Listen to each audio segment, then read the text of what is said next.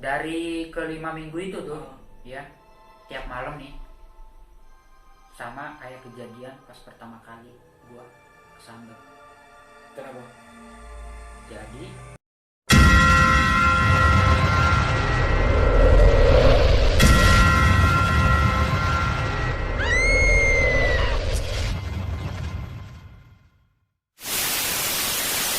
tiap malam sekitaran jam 12 sama jam tengah 1, tiap malam gua ngedengerin suara cewek ketawa itu.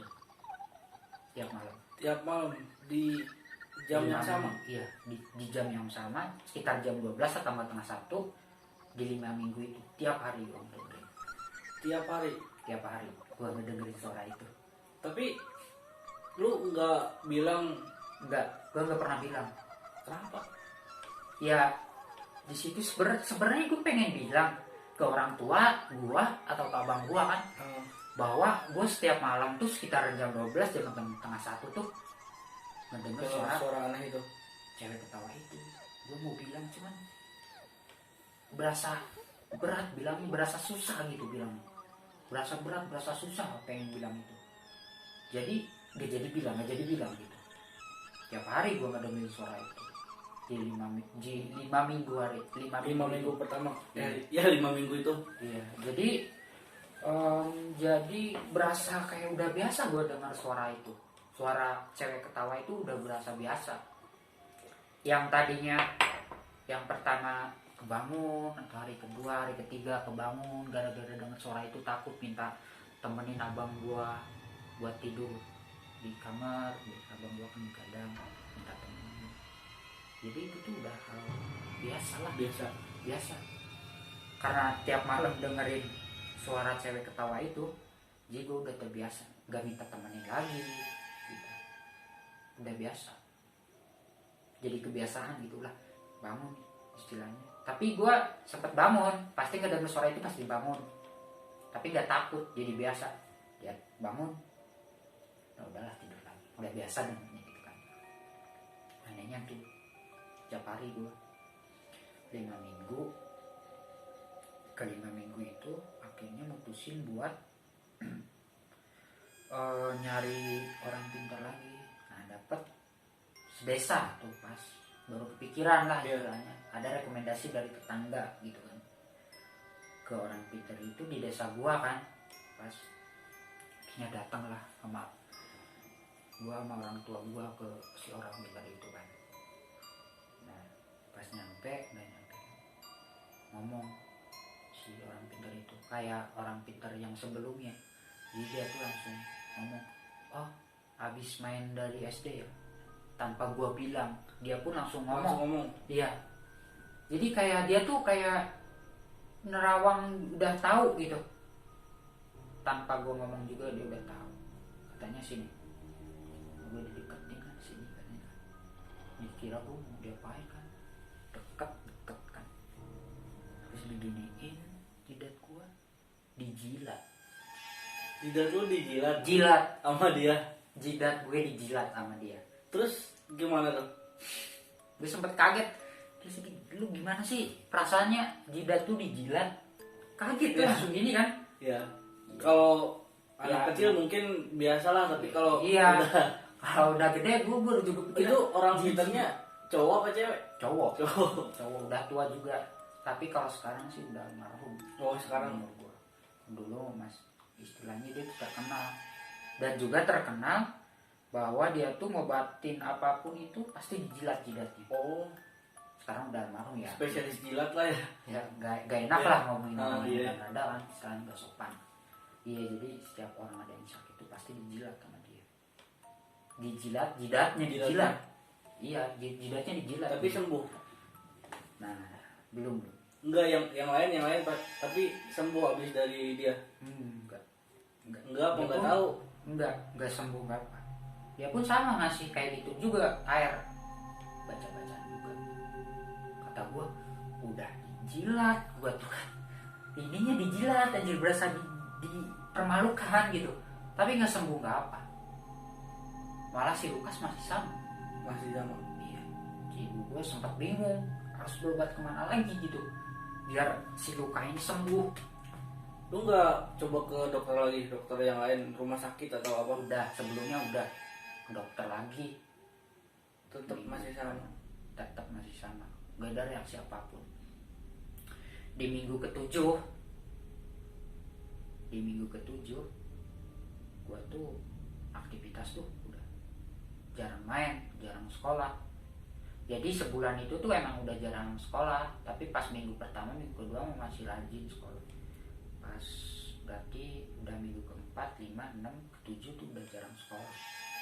Jarang main, jarang sekolah. Iya, sekolah juga udah sangat jarang lah itulah. Karena pertama ya malu. Kan Dulu yang pas sakit juga. kedua udah di gips lagi kan, udah nggak di gips lagi kan, malu karena benjolan ini kan. Terus kalau gimana lah bawanya ke sekolah, beras tangan ini sakit gitu kan, perih gitu, berat. Jadi jarang sekolah, udah nggak sekolah. Kita tuh ngasih surat izin lah, sakit. Dia izin sakit ke sekolah lo. Tapi nggak tahu sampai kapan. Tapi guru gue juga tahu, karena ada guru yang ngajar di SD gue tuh sedesa. Oh, berarti guru juga udah sempet nengokin ya ke Iya. lo, ke rumah lo. Udah dikira kan bisa juga, kata dia juga kan, ya semua cepat sembuh gitu kan. Minggu ketujuh balik lagi kan, minggu ketujuh itu sama. Nah di minggu ketujuh tuh gue benar-benar gregetan ya, penasaran ini luka dalamnya apa sih, bener nanang gak sih kan kalau nanang tahu kan sendiri kan, kayak kuning-kuning gitu, jitol gede kan. Akhirnya gue tusuk lah tuh pakai jarum, saking gregetannya pengen lihat ini apa sih anjir dalamnya. Lo tusuk. Gue tusuk sedikit, tusuk si nanang keluar campur darah. Biasa luka nanang kan pasti ada sedikit darah, ini campur sama darah di situ. Minggu ketujuh tuh beberapa hari orang tua gue nggak tahu bahwa gue si luka tuh gue Oh, lu gue nggak tusuk ngomong nggak gitu ya? ngomong.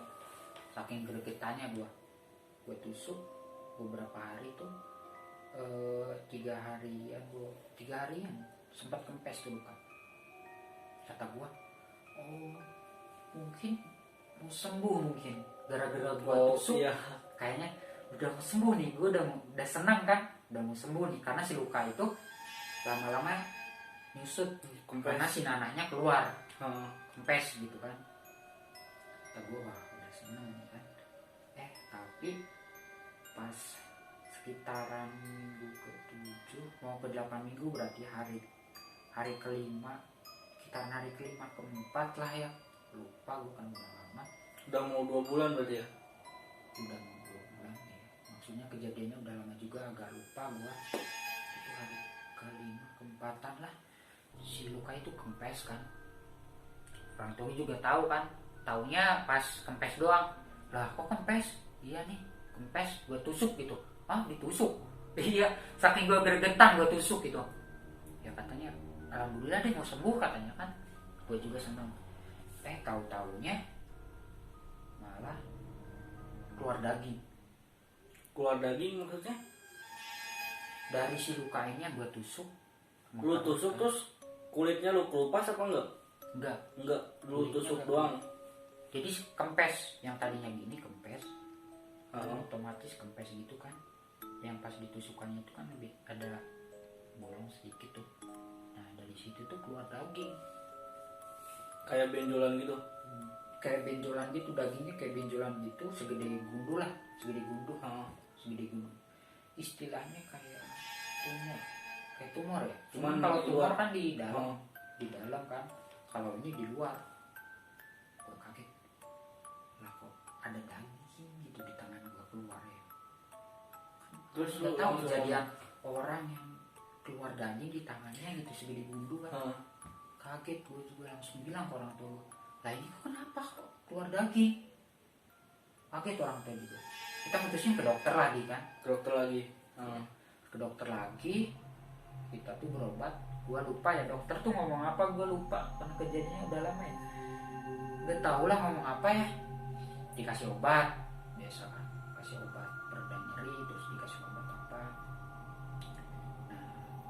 ke-8 minum obat itu. Minggu ke-8 mau ke minggu ke-9 si minggu ke-9 mau minggu ke-9 ya si lukanya nggak sembuh-sembuh gitu terus. Itu kan yang tadi Nana makin hari makin bengkak tuh. Si itu benjolan sama nggak? Enggak Segitu doang. segitu aja, ukurannya segitu aja. Tapi kan yang harusnya kalau misalkan luka keluar gitu kan senang daging keluar otomatis kan kering sendiri kan, kami nangin. Itu enggak, dia enggak kering tapi dia kayak apa, keluar daging terus kan ada istilahnya ada darah sedikit gitu kan. Berarti kental gitu. Iya. Jadi kayak masih basah si luka, si daging yang keluar itu masih basah tapi dia nggak cair gitu istilahnya, darahnya nggak cair nempel di si daging dagingnya. Makanya tiap hari kadang gue lapin tapi nggak pernah kering itu luka. Yang herannya gue nggak pernah kering itu begitu. Jorok sih ya gitu kan. Nah lanjut kan minggu ke berapa tadi, mau ke 9 ya. Minggu ke 9 tuh ibu gue tuh sempet bahas sama, bingung lah kemana lagi, ke dokter manapun udah, ke dokter ini, ke puskes, ke orang pinter udah, pinter yang kenal udah, tapi si luka nggak sembuh malah sekarang tuh makin parah. Kan yang tadinya cuma benjolan doang kan, gue ngerasa ngilu, perih, berat. Setelah benjolan itu nggak ada daging yang keluar segede gundu itu, sama sakitnya malah tambah sakit, tambah perih, tambah sakit, tangan gue tambah berat. Jadi tiap hari tuh gue makan gak bisa disuapin, susah ngapa-ngapain juga kan, apalagi sekolah kan di situ udah jarang sekolah, aktivitas jarang, kebanyakan di kamar atau enggak keluar paling nonton TV kan, keluar paling ke teras depan rumah atau ke ruang TV gitu kan, nggak main sama sekali gitu. Pertama malu, kedua sakit, ketiga takut lukanya tuh kena debu. Nah malah nambah ini lagi ya, Takut tambah parah. jadi parah atau infeksi lebih gitu kan. Nah balik lagi kan mau ke minggu 9, kayaknya di minggu ke-9 udah tuh, nginjak minggu ke-9 orang tua gua ngobrol lah sama apa adik ibu gua. Oh iya, saudara, iya masih saudara intinya. Ya saudara ngomong, mungkin masih kaitannya sama kejadian yang Waktu itu pertama kali, kejadian yang pas gua main di SD itu, kejadiannya itu. Jadi si saudara merekomendasiin orang pintar lagi, rekomendasiin orang pintar. Nah pas itu si saudara gua kan tinggal di kota, nggak gua sebutin kotanya, gua kota A, kota saudara gua kota B. Ya sebelahan berarti kotanya. Ya nggak terlalu jauh amat. Saudara gua di kota B, dia pun punya kenalan orang yang biasa nyembuhin penyakit aneh lah, penyakit aneh, berbau mistis gitu. Saudara gue yang B, terus ya tuh ya iya katanya kesananya gimana kan, ya nanti pakai mobil ibu apa adik ibu gue lah, dijemput nanti ke rumah gue. Akhirnya mau ke minggu ke-10, minggu ke-9 hari berapa hari, ke 3 hari atau ke 4 hari gitu, gue lupa ya. Intinya dijemput lah saudara gua dari kota B ke kota A, ke kota gua, ke rumah gua, ke mobil kan, jemput gua mau ke orang Peter yang di sana. Itu kondisi tuh sore, jamnya sore sekitar jam 4 kalau nggak salah, jam 4 sore. Keadaan tuh lagi hujan lebat, hujan gede gitu.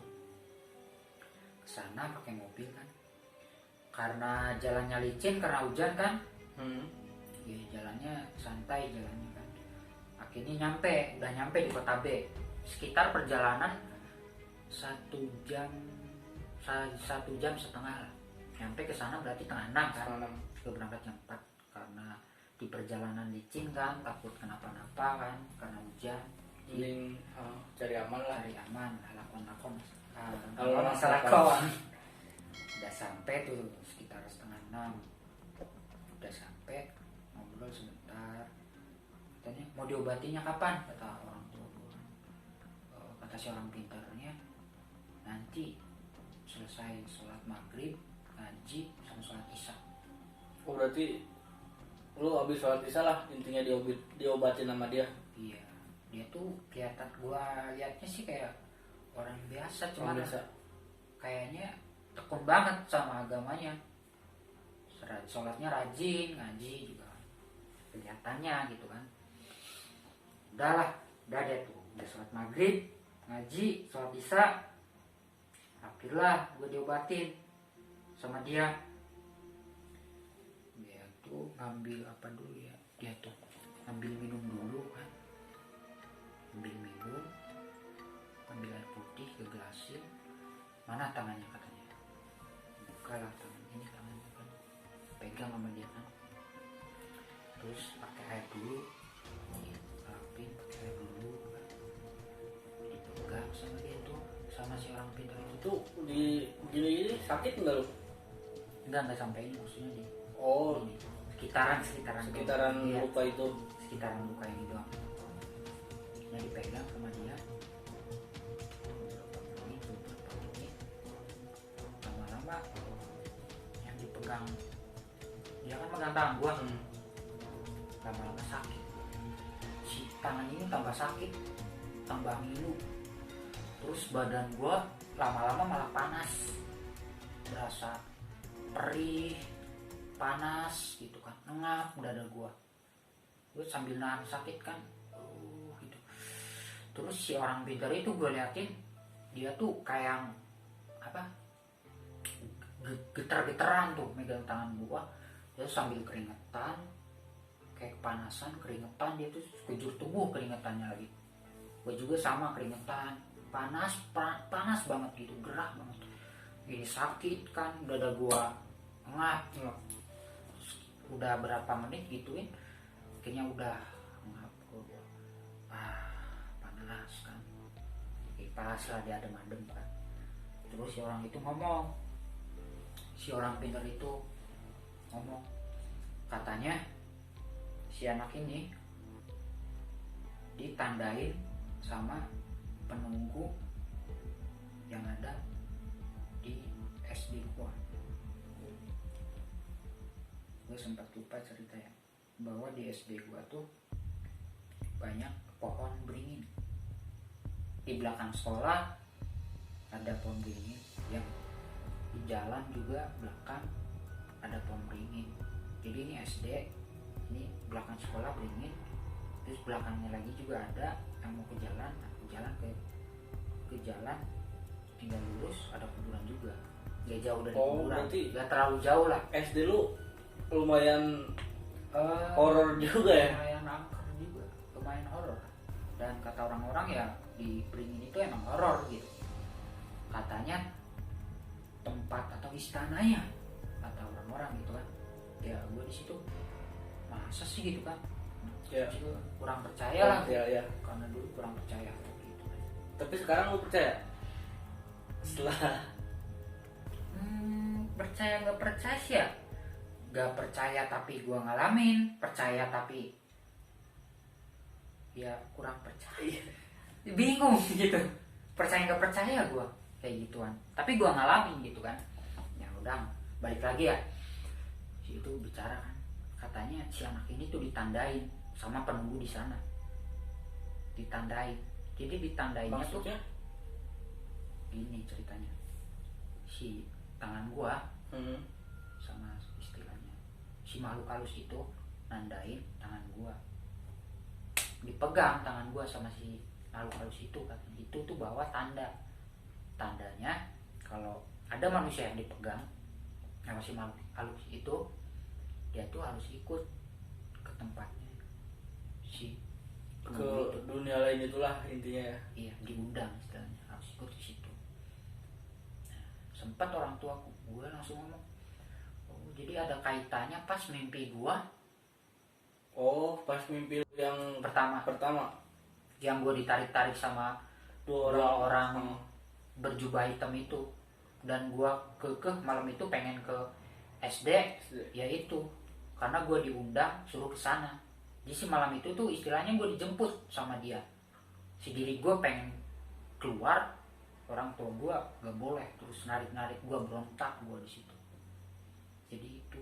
Oh, berarti lu beruntung ya masih ketahuan sama orang tua lu pas lu mau keluar itu. Nah iya, gue masih beruntung lah istilahnya.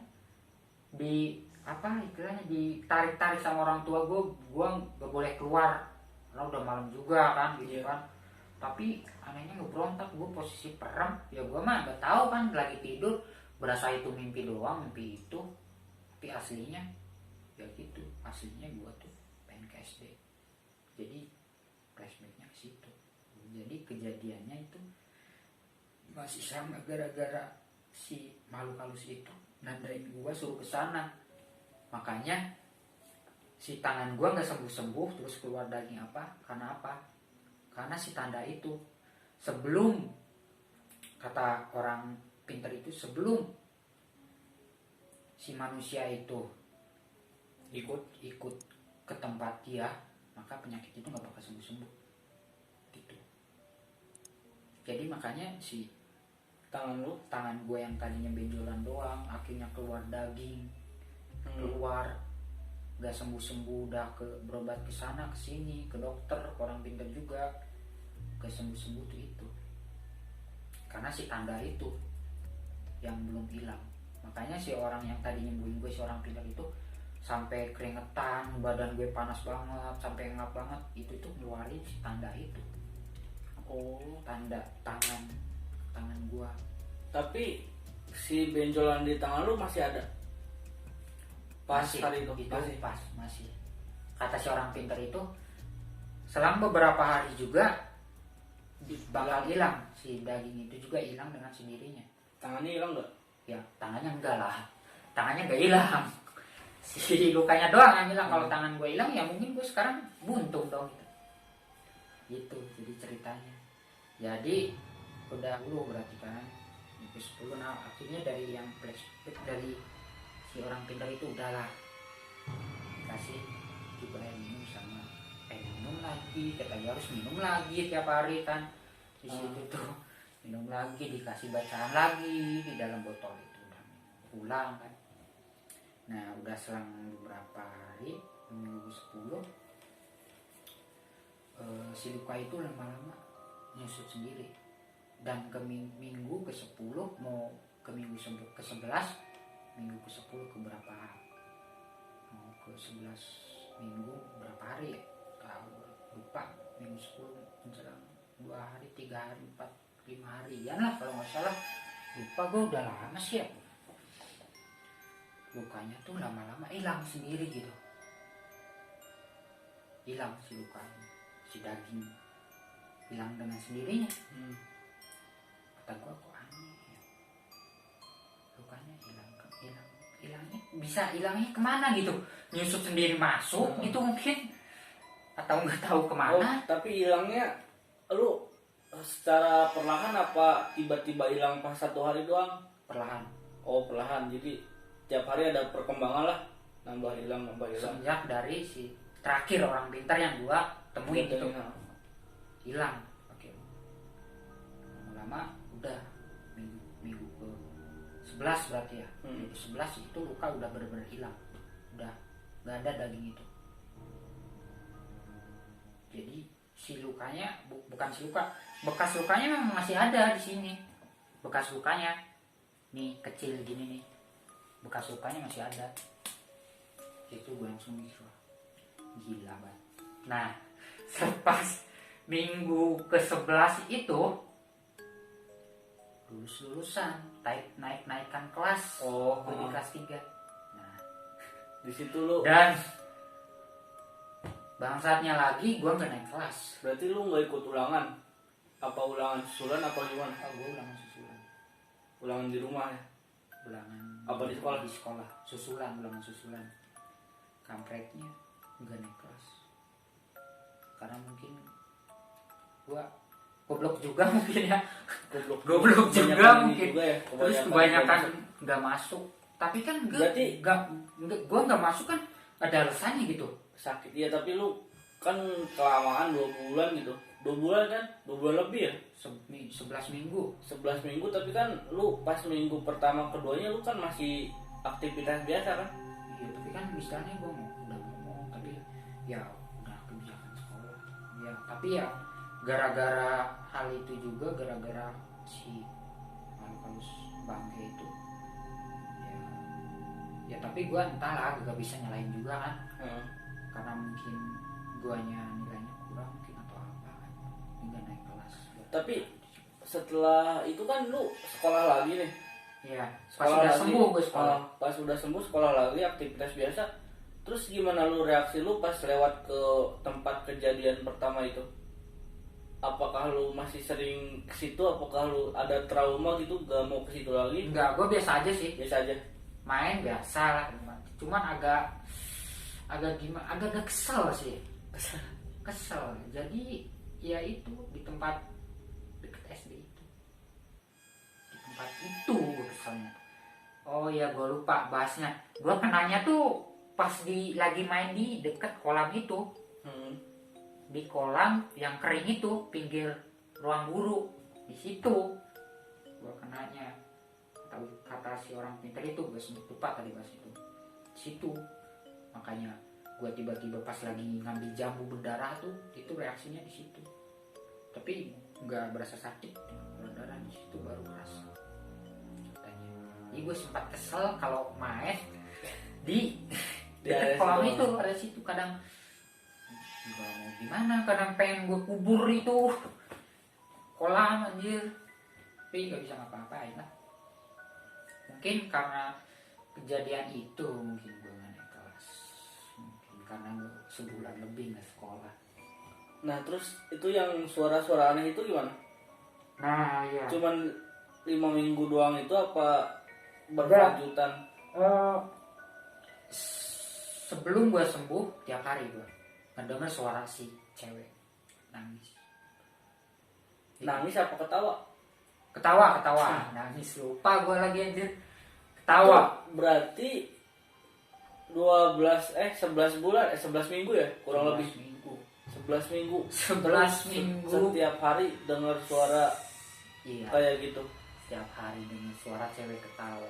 Gak tahu cewek siapa. Terus itu lu ngomong gak sama orang tua lu? Nah, pas sudah sembuh gue baru ngomong. Lu ngomong ke orang tua. Gue ngomong ke orang tua gue sama ke abang gue. Tapi mereka kayak nggak kaget gak apa. Ya orang lu udah sembuh ya. Iya. Mungkin halu katanya, mungkin apa gitu kan. Tapi nggak mungkin kan kalau halu sampai Iya, gue selama itu gitu. halu sampai selama itu, dengar tiap malam lagi, tiap sekitar jam 12 sampai jam setengah 1 dengar suara cewek ketawa itu. Mungkin kalau sekarang di umur sekarang nih, suara kuntilanak itu. Mungkin ya. Ya kalau waktu kecil kan Enggak. kurang tahu Iya. itu suara-suara apa, tapi istilahnya gue masih tahu lah itu, masih keinget itu suara kuntilanak ketawa, berasa deket, tapi entah di mana itu emang di deket-deket rumah gue juga angker sih, di apa ya, belakang pinggir rumah gue tuh banyak angker, ada Di kosong. samping rumah lu juga angker. Karena orangnya tuh ada orangnya, cuman orangnya tuh merantau, jadi rumahnya tuh kosong. Jadi kalau ada orangnya juga, kalau dia pas lebaran doang pulang baru isi tuh rumah itu. Dari mitos-mitos juga sih kalau rumah kosong tuh emang identik dengan hal-hal yang kayak gitu ya. Tiap hari gua dengerin suara si cewek ketawa itu, kalau bisa dibilang sekarang kuntilanak mungkin ya. Terus keluar daging di tangan, sampai gua nggak sekolah, malu, anjir, sakit tangan ini, gitu kan. Jadi ngeri juga sih. Heeh. Tapi ada, Gue nggak bisa bayangin gitu gimana rasanya tiap hari dengan suara itu, terus lu mendem sendirian, iya, ditambah lagi iya, tangan yang makin hari makin memburuk kondisinya. Ya, iya, di usia lu yang segitu, iya masih dini Iya. istilahnya, masih kecil Ah. lah, iya, mana udah kejadian itu, gak naik kelas juga kan, tambah sakit gitu kan. gak naik kelas itu bonus. Oke, itu dia pengalaman masa kecil yang kurang menyenangkan dari Wisnu. Terima kasih buat teman-teman yang udah mau dengerin cerita dari kita. Barangkali dari teman-teman ada yang punya cerita dan pengen berbagi sama kita, boleh DM Instagram kita di bawah sini. Di sini kau. Dengan kereta malam ku pulang sendiri, mengikuti rasa rindu pada kampung halamanku.